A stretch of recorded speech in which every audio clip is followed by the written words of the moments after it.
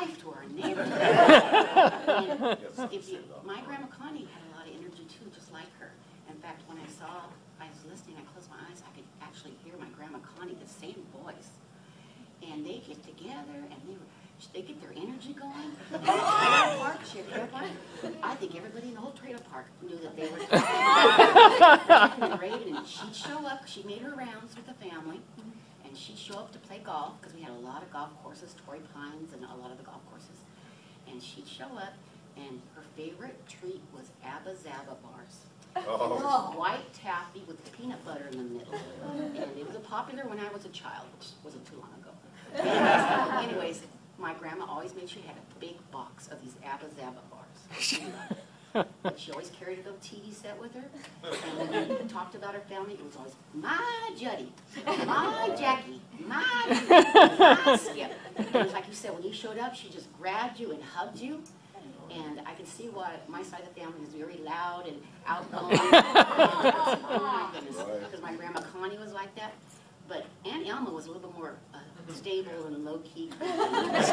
Firstborn, you had to take care of business. And Charlotte was a godsend. She was the neatest lady. She took care of my grandma towards the end. She was always there faithfully every weekend. And my grandma had this little Pomeranian dog, and my grandma believed in feeding them anything off the table, coffee, cottage cheese, whatever. And you know, Charlotte, she was very into health and nutrition. Very much. And she would always, her parents, I think, would run a health food store. And she would always tell me over and again that she was so thankful that her mom, Tilly, was close to, Grandma Severson, and she was thankful that the girls, Alma, Connie, and Edris, took her in like a sister.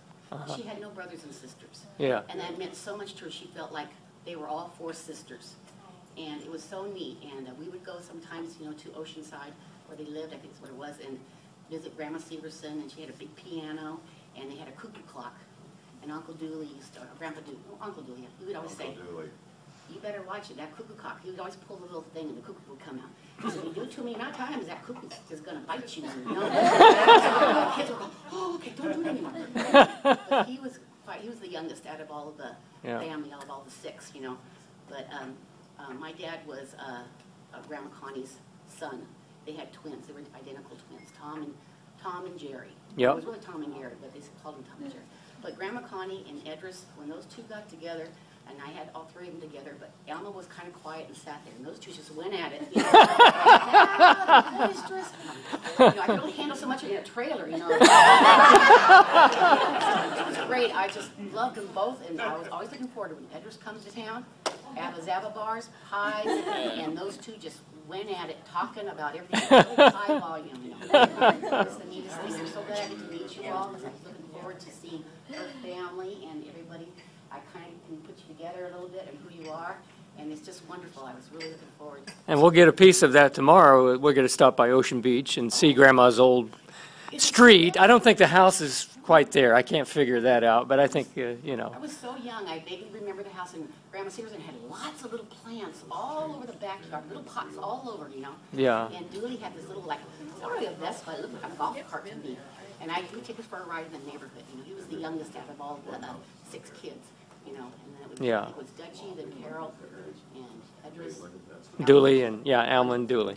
Yep. Yeah, and it was really neat. What a family. Yeah, they were great. They were. Oh, great. Well, thanks a lot, Dan.